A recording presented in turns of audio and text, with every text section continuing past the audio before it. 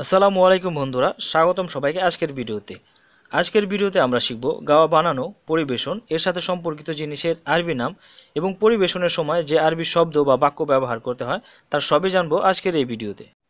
আজকের ভিডিওটা খুবই গুরুত্বপূর্ণ একটা ভিডিও, তাই সবাইকে অনুরোধ করব ভিডিওটা টেনে টেনে না দেখে একদম শুরু থেকে শেষ পর্যন্ত দেখেন, কারণ আজকের ভিডিও যদি আপনি টেনে টেনে দেখেন তাহলে অনেক কিছু মিস করবেন। তো চলুন বন্ধুরা, সময় নষ্ট না করে শুরু করি আমাদের আজকের ভিডিও। প্রথমে আমরা শিখব গাওয়া বানানোর সাথে সম্পর্কিত জিনিসের আরবি নাম, এরপরে আমরা শিখব কিভাবে এটা বানাতে হয় এবং পরিবেশন করতে হয়, এরপরে আমরা শিখব পরিবেশনের সময় যে আরবি শব্দ বা বাক্যগুলো ব্যবহার করতে হয় সেগুলো। তো চলুন শুরু করি। প্রথমে আমাদের যেটা দরকার হয় প্লাস, এটা আরবিতে বলে দিল্লা, যেটাতে গাওয়াটা পরিবেশন করব আমরা। এরপরে গাওয়ার কাপ, যেটাকে আরবিতে বলে ফিনজাল, গাওয়ার কাপকে আরবিতে বলে ফিনজাল। এরপরে আমাদের লাগবে একটা ট্রেকে আরবিতে বলে সিনাইয়া, ট্রেকে আরবিতে বলে সিনাইয়া। এরপরে লাগবে এলাচি, গাওয়া বানাতে আরবিতে বলে হেল। এবং আমাদের লাগবে গাওয়া, বাংলাতে আপনি এটাকে আরবি কফি বলতে পারেন। এখন আমরা দেখব কিভাবে গাওয়া বানাতে হয় এবং পরিবেশন করতে হয়। প্রথমে আমরা পাত্রে নিয়ে নিয়েছি 4.5 লিটার পানি 2 দেল্লা গাওয়া বানানোর জন্য। এখনটা জ্বালিয়ে দিয়েছি আমরা, একটু গরম হলেই আমরা গাওয়াটা দিয়ে দেব। এখানে আমরা দিব প্রায় 9 চামচ গাওয়া। গাওয়াটা দেওয়া হয়ে গেলে আমরা এটাকে ঢেকে দেব বলক আসার আগ পর্যন্ত। আপনি চাইলে খোলাও রাখতে পারেন, সমস্যা নেই। বলক চলে এসেছে এবং প্রায় 1 ঘন্টা এরকম জাল দিতে হবে। পানিটা কিন্তু অনেকটা কমে এসেছে, প্রায় 1 লিটারের মতো পানি, 1 লিটারের চেয়েও একটু বেশি পানি কমে গেছে। এখন আমরা দিয়ে দিব এটার ভিতরে এলাচি। এলাচি দিয়ে আমরা 5 মিনিট রাখবো, তারপরে এটা আমাদের গাওয়া বানানোটা শেষ হয়ে যাবে। এরপর চলে যাব পরিবেশনের পাল্লা। গাওয়া আরও কয়েক পদ্ধতিতে বানানো হয়, তবে এই পদ্ধতিটা সবচেয়ে বেশি প্রচলিত। দেল্লাটা ঠিক এভাবে ধরেন আপনি।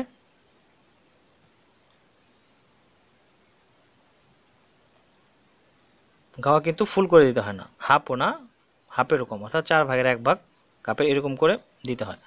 আপনি একসাথে 2টা 3টা 4টা কাপও ধরতে পারেন। আপনি চাইলে এভাবেও 2টা কাপও একসাথে এক হাতে ধরতে পারেন।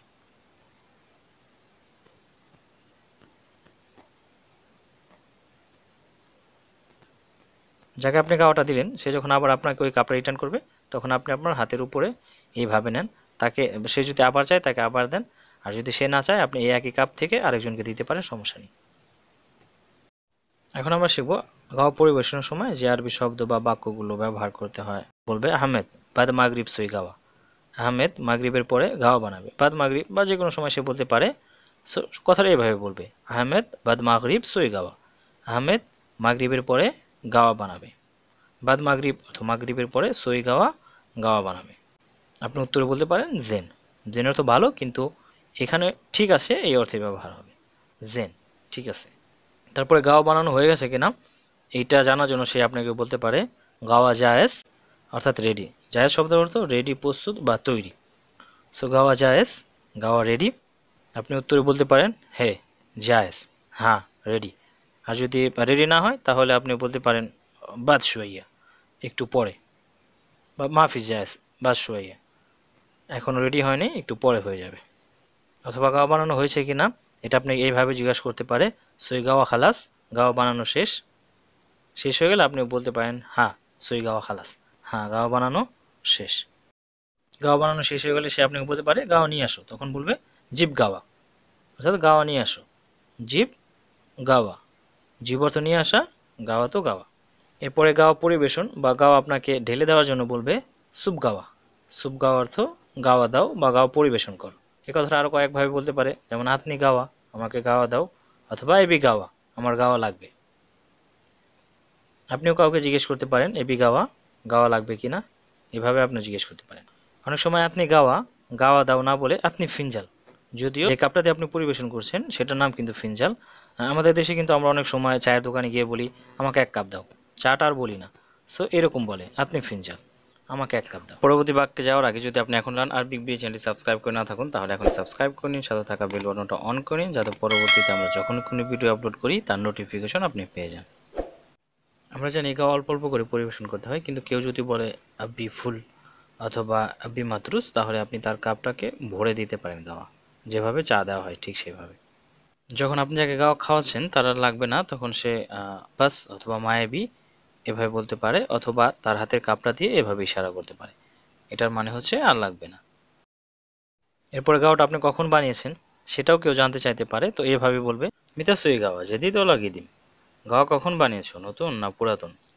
বাক্যটা যদি ভেঙে ভেঙে বলি, মিতা সুই কখন বানিয়েছো, গাওয়া গাওয়া জেদিদ নতুন, বা লাগিয়ে দিম না পুরাতন। অর্থাৎ আপনি গাওয়াটা কখন বানিয়েছেন, এটা কি অনেকক্ষণ হয়ে গেছে, না এখনো নতুন আছে বা টাটকা আছে। ধরুন গাওয়াটা আপনি মাত্রই বানিয়েছেন, তাহলে আপনি বলতে পারেন লা হাদা জেদিদ সুই গাবর সোয়াইয়া, না এটা নতুন একটু আগেই বানিয়েছি। লা হাদা জেদিদ সুই গাবর সোয়াইয়া, না এটা নতুন একটু আগেই বানিয়েছি। লা অর্থ না, হাদা জেদিদ এটা নতুন, সুই অর্থ বানিয়েছি, গাবর সোয়াইয়া একটু আগে। গাবর অর্থ আগে, সোয়াই অর্থ একটু, গাবর সোয়াইয়া একটু আগে। আর যদি এরকম হয় গাওয়াটা আপনি বানিয়েছেন প্রায় ৩-৪ ঘন্টা হয়ে গেছে, তাহলে এভাবে বলতে পারেন সই গাবল তালাতাসা, ৩ ঘন্টা আগে বানিয়েছি। সেক্ষেত্রে কফিল আপনাকে নতুন করে গাওয়া বানাতে বলতে পারে সই গাওয়া জেদিত, নতুন করে বানাও। অনেক সময় গাওয়া বানানোর সময় যে পরিমাণে গাওয়া দেওয়া দরকার, অর্থাৎ গাওয়ার যে লিকারটা সেটা একটু বেশি হয়ে গেছে, তখন সে আমাদের এইভাবে বলতে পারে ইনতে হাত্তা গাওয়া আজেদ তানিমাররা হাত্তা সোয়া খাফিফ, তুমি গাওয়া অনেক বেশি দিয়েছো, পরের বার একটু কম দিও।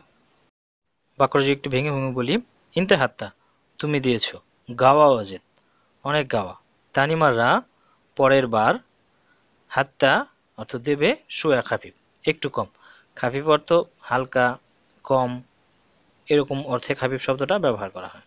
আর যদি গাওয়াটা কম হয়ে যায়, তখন সে আপনাকে এইভাবে বলতে পারে ইনতে হাত্তা গাওয়া খাফিফ হাত্তা বাদ সোয়া, তুমি গাওয়া কম দিয়েছো আর একটু বাড়িয়ে দাও।